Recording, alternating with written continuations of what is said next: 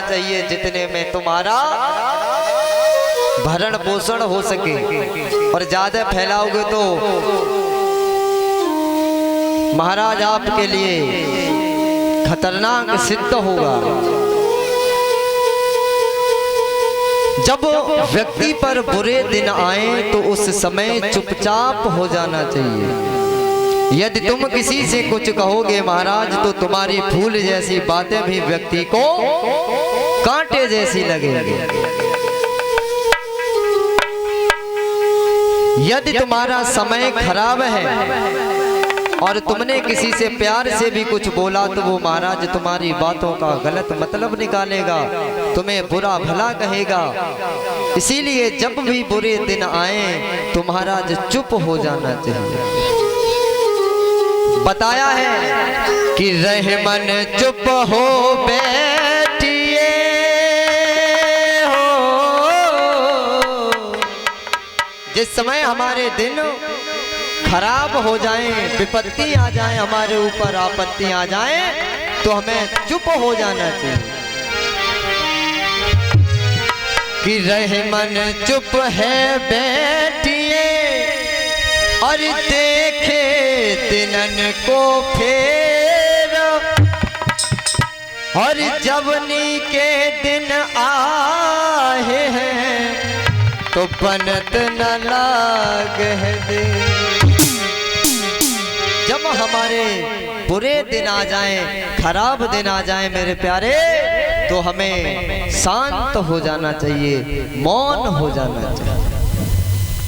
और कौन कौन डूबता है महाराज? कि डूबेगा भाई 3 जना, कि डूबेगा भाई 3 जना, और आमद कम खर्चा घना।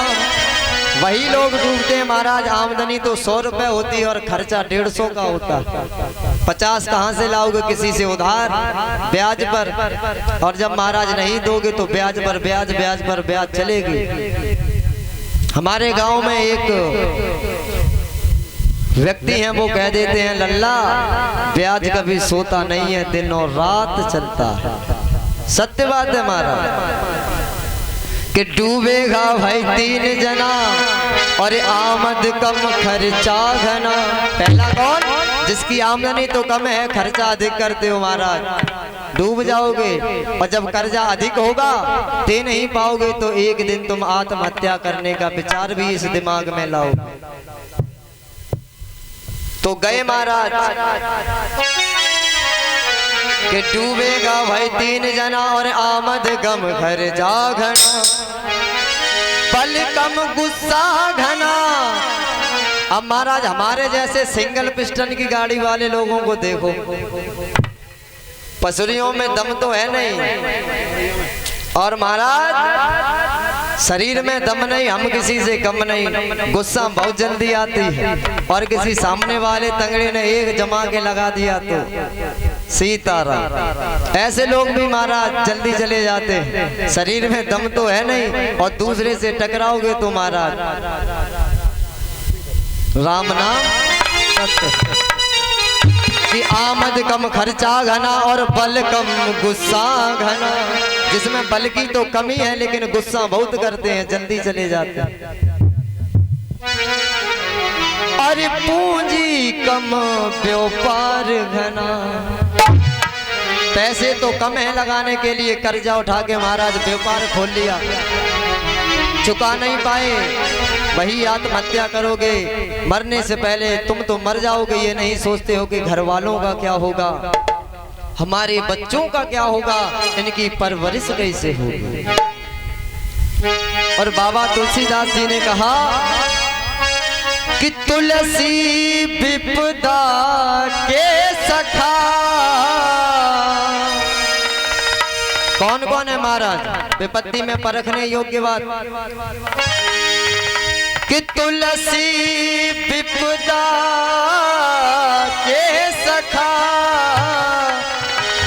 और विद्या विनया विवेक।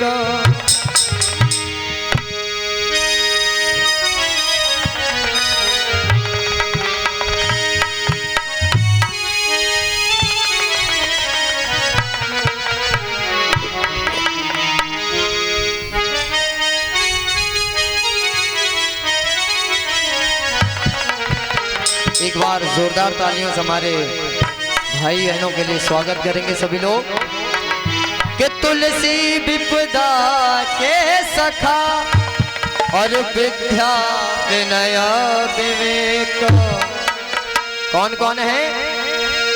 विद्या विनय विवेक, यानी हमारी शिक्षा यदि अच्छी होगी तो महाराज हम अच्छे समाज में उठक करेंगे, बैठेंगे, अच्छी शिक्षाएं मिलेंगी, अच्छे लोगों की संगति करेंगे तो हमारा भला होगा। विनय यानी हमारे अंदर नम्रता होनी चाहिए। विनम्रता, किसी से मिलो तो दोनों हाथ जोड़ के विनम्रता के साथ प्रेम से पेश आइए। और विवेक यानी अपनी बुद्धि से कार्य लेना सीखिए। तुलसी विपदा के सखार विद्या विनय विवेक। सुकृत सह सत्य सिय भज राम भरोसो एक। सभी को छोड़ दो, केवल एक की शरण में चले जाओ, सत्य की संगति कर लो और सिया राम जी पर भरोसा रखो मेरे प्यारे, तेरी नैया अवश्य पार हो।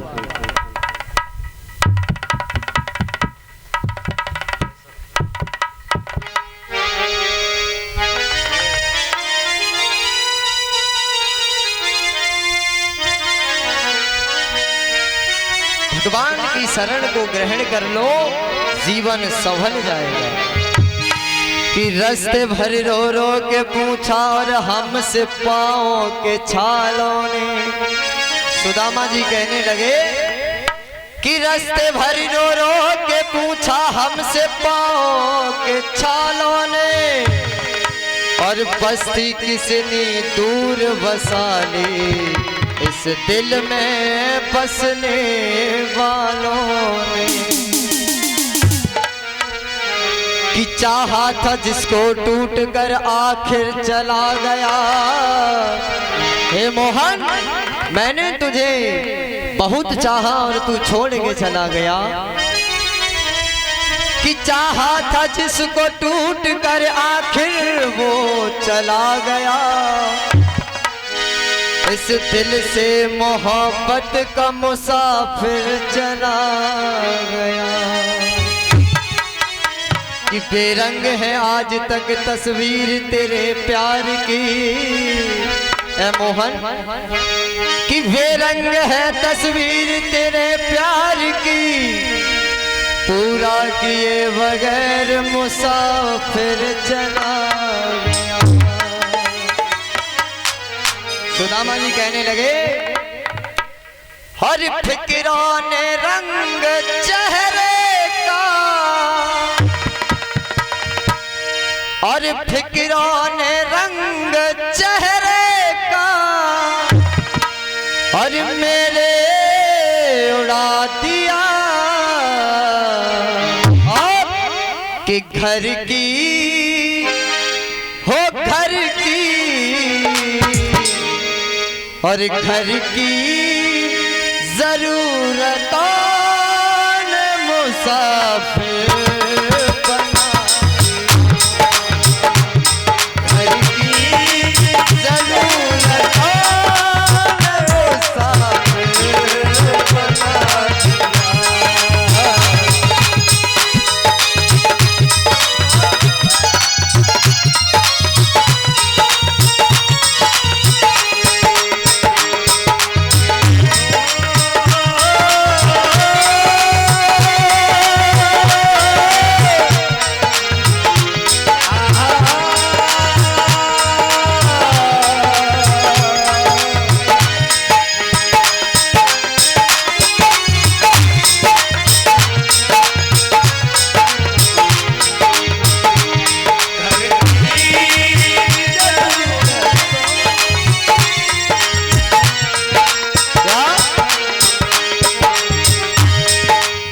सुदामा जी ने, अरे मोहन, मुझे मेरी घर की जरूरतों ने महाराज मुसाफिर बनाया ना मेरी क्या। ओ फिक्रों ने रंग चेहरे का, फिक्रों ने रंग चेहरे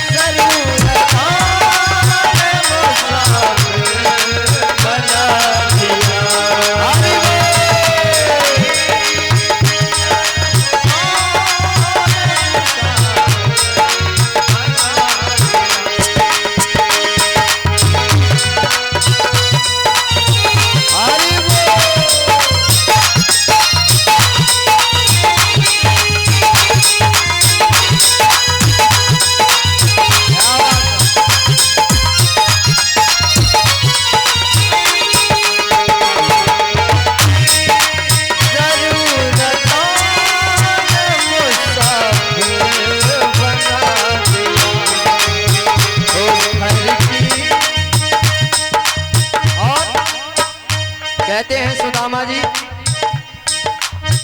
धोखा दिया फरे बुद्धिया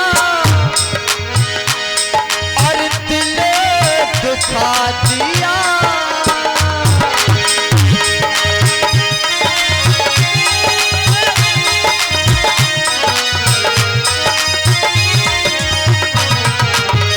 धोखा दिया फरे बुद्धिया और दिले दुखा दिया। उसने हो उसने मेरी वफा का एहसास ना किया। उसने मेरी वफा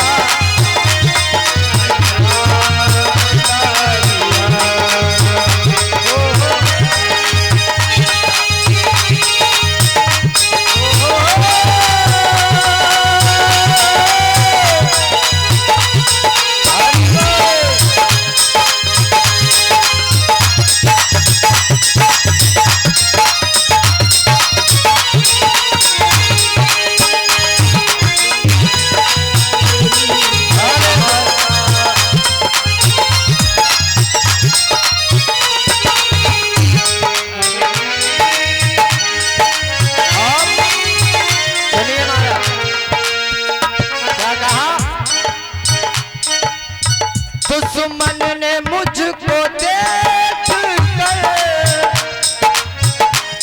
और खंजर उठा लिया।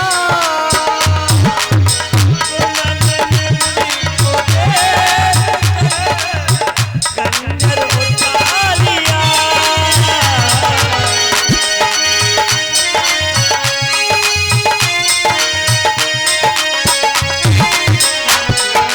हमारे यजमान हैं महावीर भैया, वो कह देते हैं कि महाराज जी,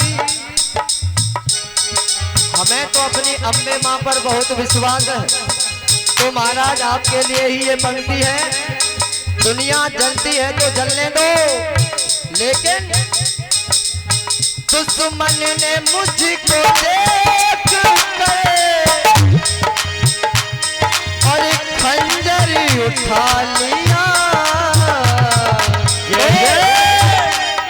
मुझको हो मुझको मेरी तो माँ की दुआ ने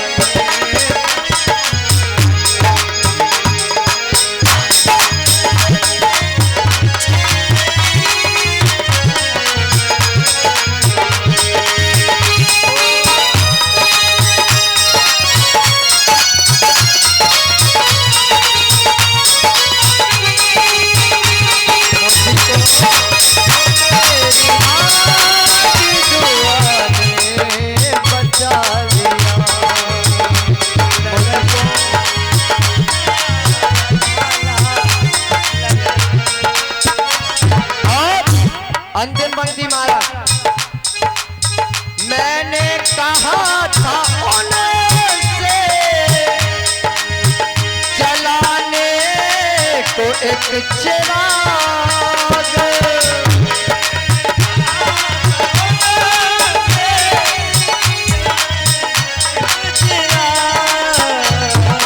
महाराज हमने तो कहा था कि हमारे घर में एक दीपक जला देना, लेकिन उन्होंने क्या किया?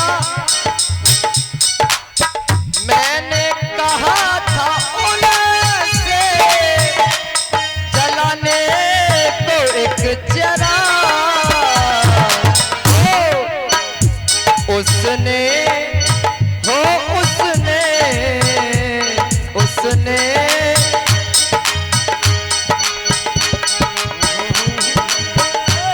उसने हो इसने उसने इसी बहार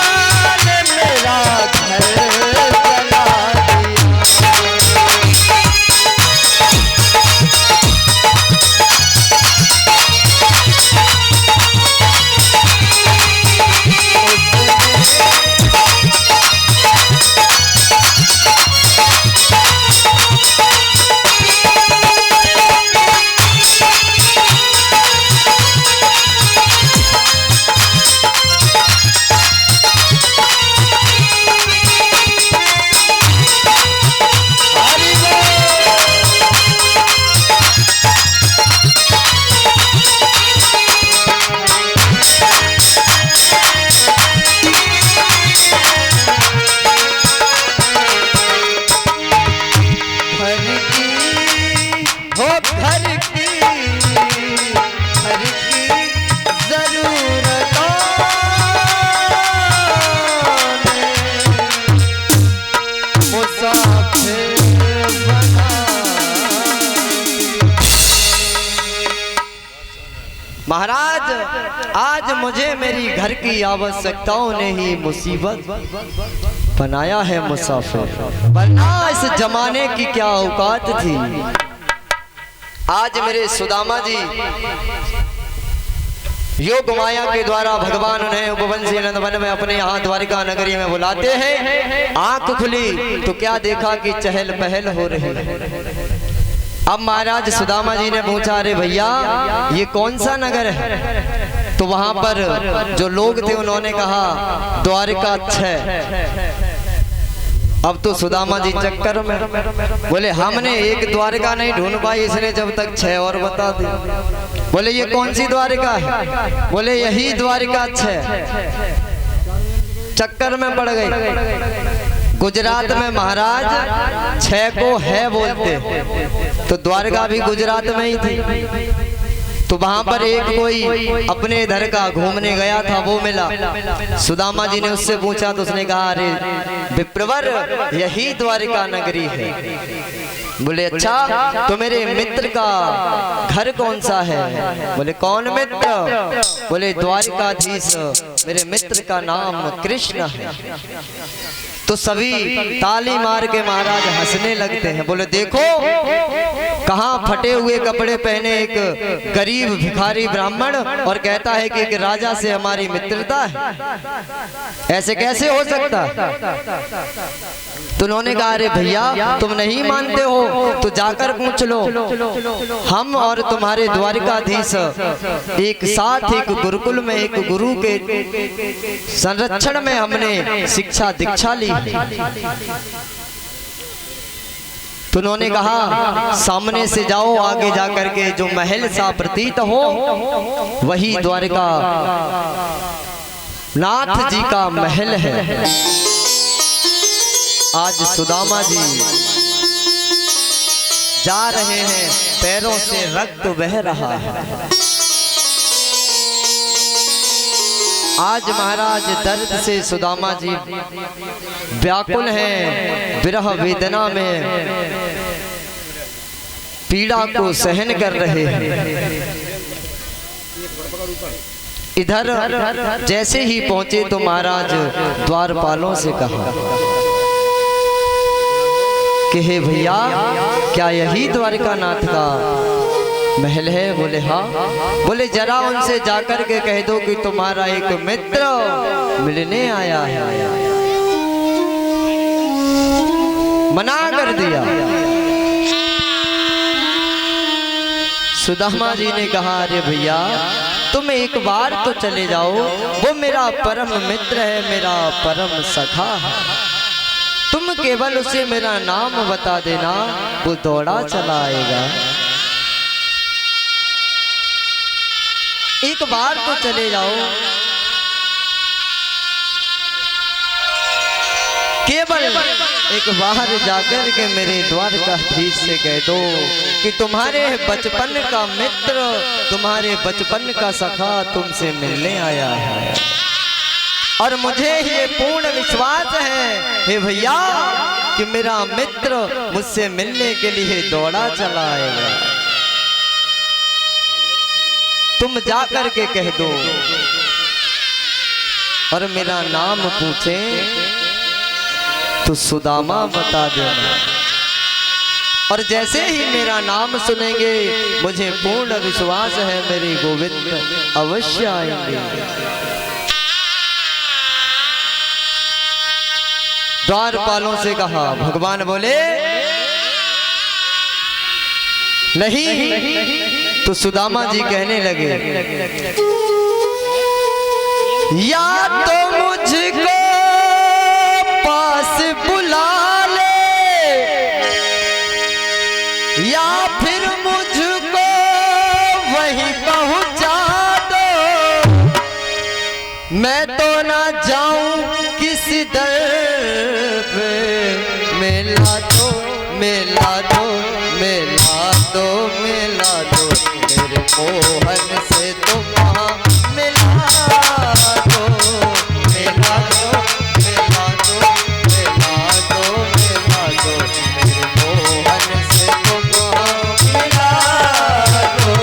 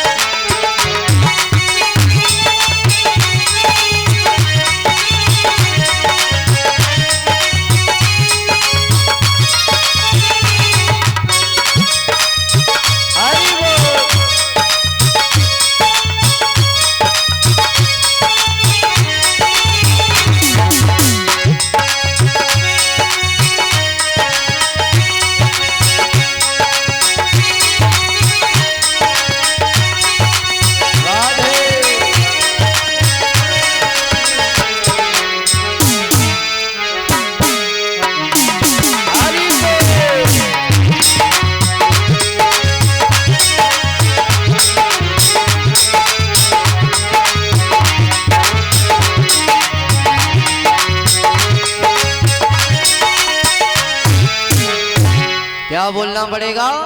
राधे राधे। जोर से बोलना पड़ेगा और जोर से। आज वह पहले आप सभी लोगों से मेरा निवेदन के बीच में जगह बना दें। अभी आप सभी लोगों के मध्य सुदामा जी की झांकी आ रही है, भगवान कृष्ण और रुक्मिणी मैया की भी झांकी है। आप सभी लोग शांति बनाए रखें, शांति से देखेंगे। उसके पश्चात आगे की कथा में प्रवेश करेंगे। बीच में जगह कर दीजिए, आप सभी लोग एक गैलरी सी बना दीजिए और शांति बनाए रखें, शांति का दान दें। खड़े कोई नहीं होगा, अपनी जगह पर बैठ करके ही देखेंगे। आज सुदामा जी अपनी दीनहीन हालत में बेचारे भगवान कन्हैया से मिलने के लिए द्वारका नगरी जाते हैं और वहां पहुंचे तो द्वारपालों ने रोक दिया। कहां जाता है? कौन हो? कहां से आए हो? और महाराज क्षमा चाहूंगा, भूल गया। और ये 51 रुपए ओमकार भैया हमारे हमें दे रहे हैं।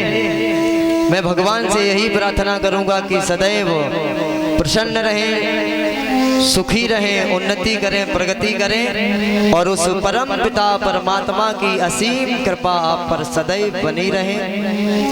और महाराज आज जो हम आपके समक्ष यहाँ इस व्यास पीठ पर बैठ करके कथा का वाचन कर रहे हैं, इसमें सबसे ज्यादा श्रेय महाराज यहाँ हमें बुलवाने में हमारे ओमकार भैया का और इनके छोटे भाई मुरारी लाल जी का और हमारे डॉक्टर साहब ब्रह्मचारी जी उर्फ नंद किशोर भैया, इनका अहम रोल रहा महाराज। और महाराज इस मकबूलपुर के अंदर हमें काफी लोग जानते हैं, हम काफी लोगों को जानते हैं, लेकिन और एक हाँ हमारे महेश दत्ता का भी बहुत अहम रोल रहा। यहाँ हमें प्रेम सभी से है, किसी से हमारी दुश्मनाई नहीं है। लेकिन इस गांव में महाराज हमारी दो भुजाएं रहती हैं, एक मुरारी लाल और एक हमारे ब्रह्मचारी जी और नंद किशोर भैया, ये आपके समक्ष घूम रहे हैं। 7 दिनों से ये दोनों व्यक्ति और हमारे ओमकार भैया, हमारे फौजी भैया, सारा घर परिवार ऐसे जुटा है महाराज, मानो जैसे जब नई कोई चीज मिलती है तो उसे महाराज पलकों पे बिठा के रखते हैं। और हमें यहाँ आने में जब विलंब होता है महाराज, जैसे 2 बजे का समय, कभी 2:15 आए, कभी 2:30, कभी 3, तो इसके पीछे भी महाराज इन्हीं लोगों का हाथ है। आप बताओ कैसे? घर ले जाते हैं महाराज, भोजन कराते हैं और भोजन इतना अच्छा बनाते हैं और इतने प्यार से पवाया महाराज कि एक और ले लो, एक और ले लो के चक्कर में महाराज ओवर हो जाता है मामला। फिर पीठ सीधी करने के लिए लेटे तो पता चला महाराज आधा पौना घंटा कब निकल गया, पता ही नहीं चलता। इसके पीछे भी महाराज आप लोगों का ही, ये भी कृपा समझिए। इतना सुंदर भोजन, इतनी सुंदर व्यवस्था की हमारे फौजी भैया ने, महावीर भैया, सर्वेश भैया और हमारे सबसे छोटे वाले भैया जो हैं मुकेश भैया, और उनकी तीनों भाइयों की तीनों धर्म पत्नियों ने भी बहुत अच्छा सुंदर भाव है, स्वभाव है।